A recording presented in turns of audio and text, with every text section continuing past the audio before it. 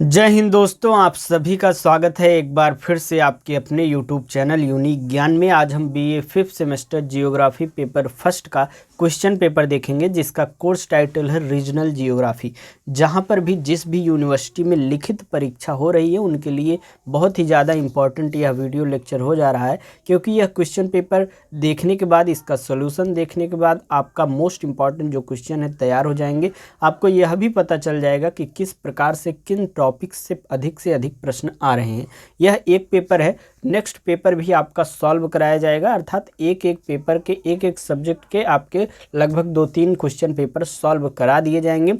आप किसी भी यूनिवर्सिटी से हों, जब भी आपका एग्ज़ाम हो जाए तो दिए गए व्हाट्सएप नंबर पर, जो कि डिस्क्रिप्शन बॉक्स में है, या फिर आप डिस्कशन ग्रुप में क्वेश्चन पेपर को शेयर कर दिया करिए, जिससे ऐसे ही सॉल्व कर दिया जाए और आप लोगों का ही इससे फ़ायदा होगा। तो चलिए देखते हैं रीजनल जियोग्राफी के क्वेश्चंस किस प्रकार से आए हुए हैं। सबसे पहला प्रश्न आपके मन में रहता है कि एग्ज़ाम एकदम नज़दीक आ गया है, हम आखिरी समय में लास्ट डेज में कैसे प्रिपरेशन करें। तो प्रीवियस ईयर क्वेश्चन पेपर का जो सॉल्यूशन कराया जा रहा है, इसका यहाँ पर सॉल्यूशन देखिए और इसका नोट्स आपको free of cost Telegram channel पर दिया जा रहा है, वहाँ से लेकर अच्छे से रिवीजन कीजिए। फिर इसी सब्जेक्ट की एक मोस्ट इंपॉर्टेंट क्वेश्चन की वीडियो आएगी, जिसमें लगभग 50 टॉप जो क्वेश्चंस है, टॉप एक्सपेक्टेड क्वेश्चंस है, टॉप मोस्ट इंपॉर्टेंट जो क्वेश्चंस है वह आपको बताए जाएंगे और वहाँ से प्रश्न सीधे आपको देखने को मिलेंगे।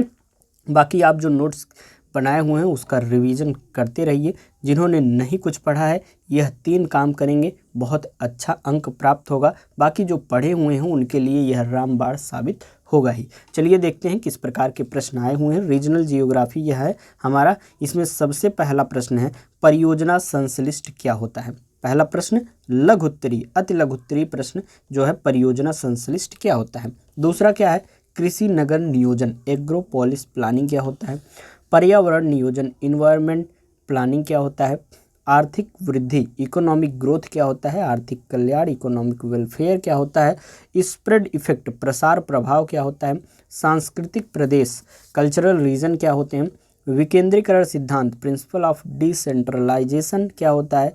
फंक्शनल रीजन, कर्मोपलक्षी प्रदेश क्या होते हैं। और 10वां प्रश्न अर्थात अति लघु उत्तरी का अंतिम प्रश्न है, मरुस्थल विकास कार्यक्रम क्या होते हैं।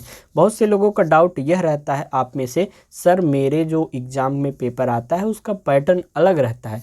तो आपको यहाँ पैटर्न देखना ही नहीं है, आपको क्वेश्चंस देखने हैं कि क्वेश्चंस कौन से टॉपिक से आ रहे हैं, कैसे आ रहे हैं, कैसे किन टॉपिक से हमें इम्पॉर्टेंट जो है टॉपिक्स पढ़ने हैं, ये आपको देखना है। और ये जो क्वेश्चंस आपको देखने को मिल रहे हैं, सॉल्यूशन देखने का फ़ायदा ये होगा, मोस्ट इम्पॉर्टेंट ये जो क्वेश्चंस हैं आपके तैयार भी हो जाएंगे, क्योंकि अभी इनका पेपर दिखाने के बाद आपका सॉल्यूशन भी बताया जाएगा। लघु उत्तरी का पहला प्रश्न और पूरे क्वेश्चन पेपर का दूसरा प्रश्न जो है, भारत में बहुस्तरीय नियोजन का विश्लेषण कीजिए। Analyse multi level planning in India.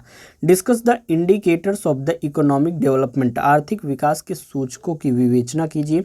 चौथा प्रश्न है, explain the concept of sustainable development, संदृढ़ विकास की संकल्पना की व्याख्या कीजिए। पांचवा प्रश्न है, दोनों प्रश्न उसमें 2 ऑप्शन दिए गए हैं, ऑप्शन नहीं मतलब दोनों करने हैं, जिसमें से पहला है प्रधानमंत्री आवास योजना और दूसरा है प्रधानमंत्री ग्रामीण सड़क योजना। छठा प्रश्न है, अभी इन सभी प्रश्नों का हम सॉल्यूशन देखेंगे। छठा प्रश्न है, विकसित एवं विकासशील की अवधारणा की व्याख्या कीजिए, अर्थात विकसित देश कौन से हैं, विकासशील देश कौन से हैं और उनकी अवधारणा क्या रहती है। सातवां है, प्रादेशिक नियोजन क्या है, इसके उपागमों का उल्लेख कीजिए। आठवां प्रश्न है, describe types of regional planning, प्रादेशिक नियोजन के प्रकारों का उल्लेख कीजिए। 9वां प्रश्न है, रोस्ट्रोप के आर्थिक विकास के अवस्था सिद्धांत की व्याख्या कीजिए। ये आपके लघु उत्तरीय प्रश्न सभी हो गए। दीर्घ उत्तरीय में पहला प्रश्न, पूरे क्वेश्चन पेपर का 10वां प्रश्न है, व्हाट इज रीजन, प्रदेश क्या है। Explain the basis of the regionalisation, प्रादेशिकरण के आधारों का व्याख्या कीजिए। 11वां प्रश्न है, discuss the need of the regional planning in India, Bharat में प्रादेशिक नियोजन की आवश्यकता की विवेचना कीजिए। 12वां प्रश्न है, भारत में पंचवर्षीय योजनाओं का विश्लेषण कीजिए। Analyse 5 year plans in India. Explain growth pole model of the Perroux, Perroux के विकास ध्रुव मॉडल की व्याख्या कीजिए। ये आपका पूरा क्वेश्चन पेपर हो गया। अब हम इसका सॉल्यूशन देखेंगे, अच्छे से समझेंगे सभी प्रश्नों को। देखिए, सबसे पहले क्वेश्चन पेपर आपको पूरा दिखा दिया गया है, अच्छे से समझ में आ गया होगा किस प्रकार के प्रश्न आ रहे हैं। अब पूरा सॉल्यूशन हम देखेंगे, जिसमें हमारा पहला प्रश्न क्या था, परियोजना संश्लिष्ट क्या है। परियोजना संश्लिष्ट एक ऐसी प्रक्रिया है जिसमें परियोजना के विभिन्न पहलुओं का विश्लेषण और मूल्यांकन किया जाता है। अर्थात कोई भी जब परियोजना बनाई जाती है, उसके जो विभिन्न पहलू होते हैं उसका विश्लेषण किया जाता है, उसका मूल्यांकन किया जाता है, और इसका उद्देश्य परियोजना की सफलता की संभावना का मूल्यांकन करना है। अर्थात कोई परियोजना बनाई जा रही है, उसके सफल होने की या विफल होने की क्या जो है संभावनाएं हैं, कौन से कारण आ रहे हैं, उनका मूल्यांकन परियोजना संश्लिष्ट में किया जाता है। परियोजना के आवश्यक संसाधनों की पहचान करना है। परियोजना संश्लिष्ट में निम्नलिखित चरण होते हैं। सबसे पहला, परियोजना का उद्देश्य निर्धारित करना। दूसरा है परियोजना के लिए आवश्यक संसाधनों की पहचान करना, अर्थात कोई परियोजना चलाई जा रही है, उसको सफल बनाने के लिए कौन कौन से संसाधन की आवश्यकता पड़ेगी उसकी पहचान करना। परियोजना के लिए आवश्यक समय और लागत का अनुमान लगाना। परियोजना के जोखिमों और चुनौतियों का मूल्यांकन करना। परियोजना के लिए आवश्यक मानव संसाधनों की पहचान करना। ये सभी जो है परियोजना संश्लिष्ट के चरण में शामिल होते हैं। दूसरा प्रश्न है, कृषि नगर योजना क्या है। कृषि नगर नियोजन जो है एक ऐसी प्रक्रिया है जिसमें कृषि क्षेत्रों में नगरों का विकास किया जाता है। इसका उद्देश्य कृषि क्षेत्रों में रहने वाले लोगों के लिए बेहतर जीवन स्तर प्रदान करना है और कृषि उत्पादन को बढ़ावा देना है। कृषि नगर नियोजन में निम्नलिखित पहलू शामिल होते हैं। कौन कौन से? कृषि क्षेत्रों में बुनियादी सुविधाओं का विकास करना, कृषि उत्पादन को बढ़ावा देने के लिए तकनीकी सहायता प्रदान करना, कृषि क्षेत्रों में रोजगार के अवसरों का सृजन करना, और चौथा है कृषि क्षेत्रों में पर्यावरण संरक्षण के उपाय करना।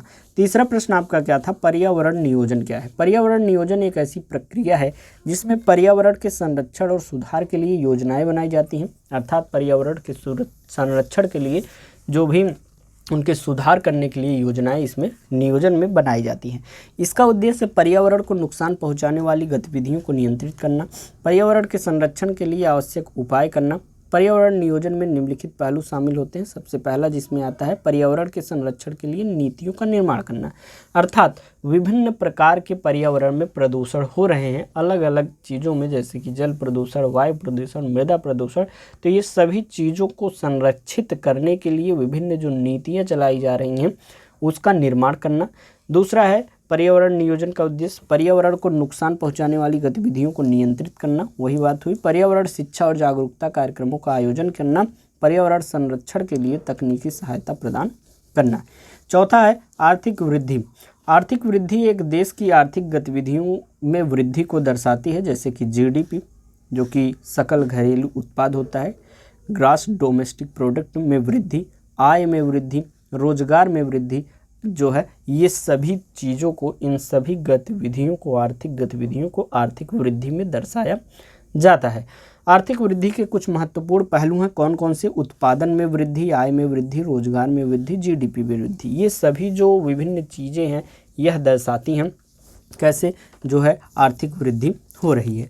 पांचवा प्रश्न है आर्थिक कल्याण क्या है। आर्थिक कल्याण एक देश के नागरिकों के जीवन स्तर को दर्शाता है, जैसे कि उनकी आय, शिक्षा, स्वास्थ्य और अन्य सामाजिक सुविधाएं। आर्थिक कल्याण के कुछ महत्वपूर्ण पहलू हैं, जैसे कि आय में समानता, शिक्षा और स्वास्थ्य सुविधाएं, रोजगार में अवसर और सामाजिक सुरक्षा। ये सभी जो है आर्थिक कल्याण के मुख्य पहलू माने जाते हैं। छठा प्रश्न आपका है प्रसार प्रभाव क्या है। प्रसार प्रभाव एक आर्थिक अवधारणा है जिसमें एक क्षेत्र में आर्थिक वृद्धि का प्रभाव अन्य क्षेत्रों पर पड़ता है। प्रसार प्रभाव के मुख्य पहलू कौन कौन से हैं? पहला है एक क्षेत्र में आर्थिक वृद्धि का प्रभाव अन्य क्षेत्रों पर पड़ता है। दूसरा है आर्थिक वृद्धि के कारण रोजगार में वृद्धि देखने को मिलती है और आर्थिक वृद्धि के कारण आय में वृद्धि मिलती है। जैसे कि किसी भी क्षेत्र में आर्थिक वृद्धि होती है तो उसके आसपास के क्षेत्रों में भी उसका प्रभाव देखने को मिलता है, क्योंकि जैसे कि शहर के पास के जो गाँव होते हैं उसमें आपको देखने को मिला होगा कि धीरे धीरे व्यवस्थाएँ अच्छी होती जाती हैं, आर्थिक सुविधाएँ जो होती हैं वह अच्छी होती जाती हैं। अगला प्रश्न हमारा है सांस्कृतिक प्रदेश क्या है। सांस्कृतिक प्रदेश जो है एक भौगोलिक क्षेत्र है जिसमें एक विशिष्ट संस्कृति और परंपरा का प्रभाव होता है। सांस्कृतिक प्रदेश के कुछ महत्वपूर्ण पहलू हैं, जैसे कि एक विशिष्ट संस्कृति और परंपरा, एक विशिष्ट भाषा और बोली, एक विशिष्ट कला और साहित्य, एक विशिष्ट खान पान और त्यौहार। किसी भी सांस्कृतिक प्रदेश में उसकी खुद की एक अलग संस्कृति होगी, भाषा होगी, बोली होगी, कला होगा, साहित्य होगा, खान पान होगा, त्यौहार होगा। ये सभी चीज़ें ही उसे सांस्कृतिक प्रदेश के रूप में दर्शाती हैं। अगला प्रश्न हम देखेंगे, 8वां प्रश्न, विकेंद्रीकरण सिद्धांत क्या है। विकेंद्रीकरण सिद्धांत एक प्रशासनिक और राजनीतिक सिद्धांत है जिसमें शक्ति और अधिकार केंद्र सरकार से हटाकर स्थानीय सरकारों और संस्थाओं को दिया जाता है। इसका उद्देश्य क्या हो जाता है, स्थानीय समस्याओं का समाधान करना, स्थानीय विकास को बढ़ावा देना, लोगों की भागीदारी को बढ़ावा देना और प्रशासनिक दक्षता में सुधार करना। ये सभी जो है इसके उद्देश्य होते हैं। 9वां प्रश्न आपका, कर्मोपलक्षी प्रदेश क्या होते हैं। कर्मोपलक्षी प्रदेश एक भौगोलिक क्षेत्र है जिसमें एक विशिष्ट आर्थिक गतिविधि या उद्योग का प्रभाव होता है। इसका उद्देश्य क्या होता है, एक विशिष्ट उद्योग के विकास को बढ़ावा देना, रोजगार के अवसरों का सृजन करना, आर्थिक विकास को बढ़ावा देना, क्षेत्रीय विकास को संतुलित करना। 10वां प्रश्न आपका, अति लघु उत्तरी का अंतिम प्रश्न, मरुस्थल विकास कार्यक्रम। मरुस्थल विकास कार्यक्रम क्या है कि मरुस्थल नाम से ही आपको पता चल रहा होगा कि मरुस्थल में जो भी स्थान है, क्षेत्र है, उसके विकास के लिए जो कार्यक्रम लाए जाते हैं, सरकारी कार्यक्रम, वह मरुस्थल विकास कार्यक्रम कहलाते हैं। मरुस्थल विकास कार्यक्रम एक सरकारी कार्यक्रम है जिसका उद्देश्य मरुस्थल क्षेत्रों में विकास को बढ़ावा देना है। इसका उद्देश्य क्या होता है, मरुस्थल क्षेत्रों में विकास को बढ़ावा देना, रोजगार के अवसरों का सृजन करना, जल संचयन और प्रबंधन को बढ़ावा देना, मरुस्थल क्षेत्रों में जीवन स्तर को सुधारना। ये तो आपके अति लघु उत्तरीय प्रश्नों का सॉल्यूशन हो गया। अब हम दीर्घ लघु उत्तरीय देखेंगे जिसमें पहला प्रश्न है, भारत में बहुस्तरीय नियोजन का विश्लेषण कीजिए। भारत में बहुस्तरीय नियोजन एक ऐसी प्रक्रिया है जिसमें विभिन्न स्तरों पर नियोजन किया जाता है, जैसे कि राष्ट्रीय, राज्य, जिला और स्थानीय स्तर। इसका उद्देश्य क्या होता है, विकास को बढ़ावा देना, संसाधनों का सही उपयोग करना, लोगों की भागीदारी को बढ़ावा देना, क्षेत्रीय विकास को संतुलित करना। भारत में बहुस्तरीय नियोजन के चरण हैं, जैसे कि राष्ट्रीय स्तर पर नियोजन, राज्य स्तर पर नियोजन, जिला स्तर पर नियोजन, स्थानीय स्तर पर नियोजन। ये जो है बहुस्तरीय नियोजन के चरण के रूप में जाने जाते हैं। नेक्स्ट हम देखेंगे, अगला प्रश्न हमारा है, आर्थिक विकास के सूचकों की विवेचना कीजिए। आर्थिक विकास के सूचक वे मापदंड हैं जिनका उपयोग आर्थिक विकास की माप करने के लिए किया जाता है।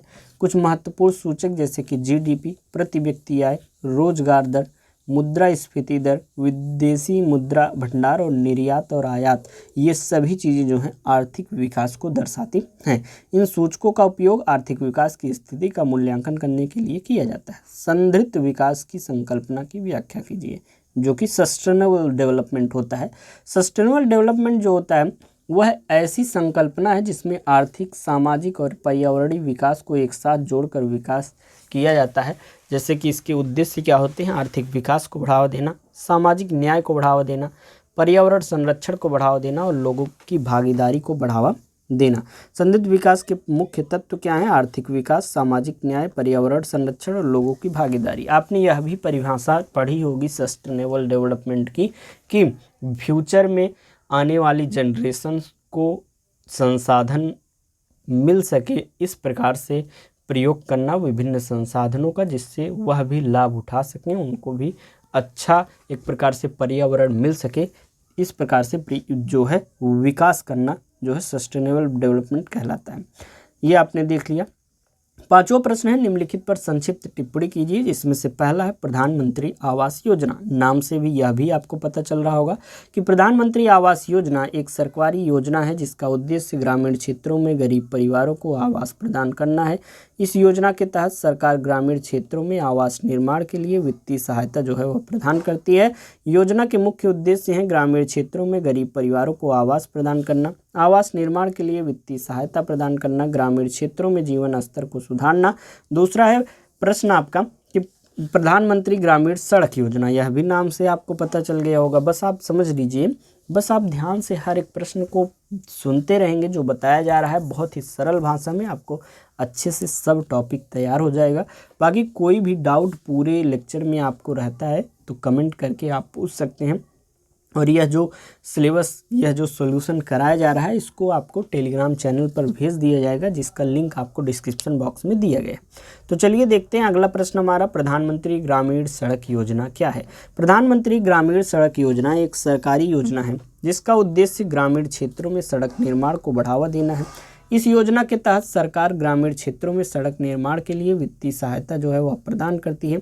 योजना के मुख्य उद्देश्य क्या क्या हैं, ग्रामीण क्षेत्रों में सड़क निर्माण को बढ़ावा देना, ग्रामीण क्षेत्रों में परिवहन सुविधाओं को सुधारना, ग्रामीण क्षेत्रों में आर्थिक विकास को बढ़ावा देना। ये सभी जो हैं ग्रामीण सड़क योजना के मुख्य उद्देश्य हैं। अगला प्रश्न हमारा छठा प्रश्न, विकसित एवं विकासशील की अवधारणा की व्याख्या कीजिए। विकसित देश वह होते हैं जो विकसित हो चुके हैं, अर्थात जिसमें विकास कार्य हो चुका है, जिसमें सभी व्यवस्थाएं लगभग अवेलेबल हैं। विकासशील वह हैं जो विकसित होने के लिए विकास की तरफ अग्रसर हैं। तो आगे देखेंगे, विकसित और विकासशील देशों की अवधारणा आर्थिक विकास के स्तर के आधार पर देशों को वर्गीकृत करने के लिए उपयोग की जाती है।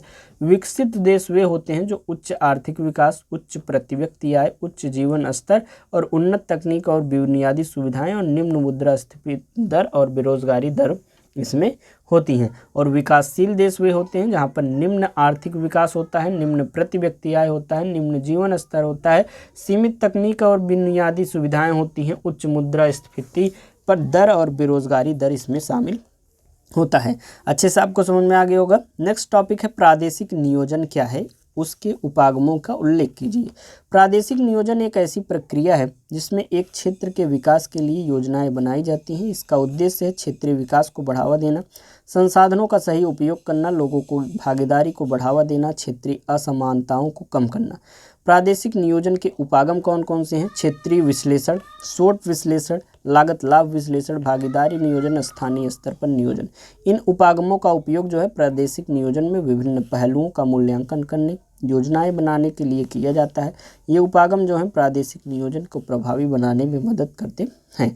आठवां प्रश्न है प्रादेशिक नियोजन के प्रकारों का उल्लेख कीजिए। तो प्रादेशिक नियोजन विभिन्न प्रकार के होते हैं, जैसे कि राष्ट्रीय स्तर पर प्रादेशिक नियोजन, राज्य स्तर पर, जिला स्तर पर, स्थानीय स्तर पर प्रादेशिक नियोजन, क्षेत्रीय नियोजन, शहरी नियोजन, ग्रामीण नियोजन, पर्यावरण नियोजन। इन प्रकारों का उपयोग जो है विभिन्न स्तरों पर प्रादेशिक नियोजन के लिए किया जाता है। अगला प्रश्न आपका है रोस्ट्रोप के आर्थिक विकास के अवस्था सिद्धांत की व्याख्या कीजिए।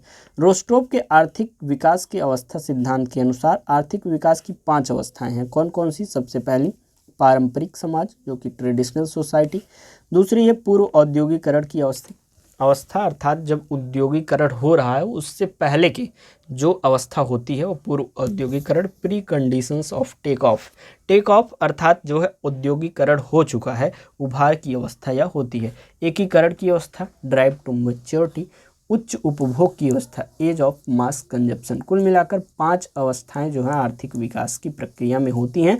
इन अवस्थाओं को उद्देश्य जो है वह विकास की प्रक्रिया को समझना और विकासशील देशों के लिए विकास की रणनीति बनाना होता है। रोस्ट्रोप का सिद्धांत आर्थिक विकास के लिए एक महत्वपूर्ण संदर्भ है। इस प्रकार से आपका पूरा क्वेश्चन पेपर सॉल्व करा दिया गया है। अगर कोई भी डाउट पूरे सॉल्यूशन में हो तो आप पूछ सकते हैं। बाकी आपको नोट्स कहाँ पर मिलेंगे इसके, इस टेलीग्राम चैनल पर मिल जाएगा, जिसका लिंक आपको डिस्क्रिप्शन बॉक्स में दिया गया है। और चैप्टर वाइज नोट्स आप चाहते हैं तो उसके लिए आपको मैसेज करना होगा व्हाट्सएप पर, नंबर जिसका दिया गया है। चैनल को सब्सक्राइब करिए, चैनल पर बने रहिए, वीडियो लाइक करिए, कमेंट अवश्य करिए। जब भी आपके एग्ज़ाम हो जाएं अपना क्वेश्चन पेपर दिए गए व्हाट्सएप नंबर पर या फिर टेलीग्राम डिस्कशन ग्रुप में भेज दीजिए, जिससे उसका भी सॉल्यूशन कराया जा सके और आपके लिए ही वह बेहतरीन होगा। मिलते हैं नेक्स्ट वीडियो में। धन्यवाद।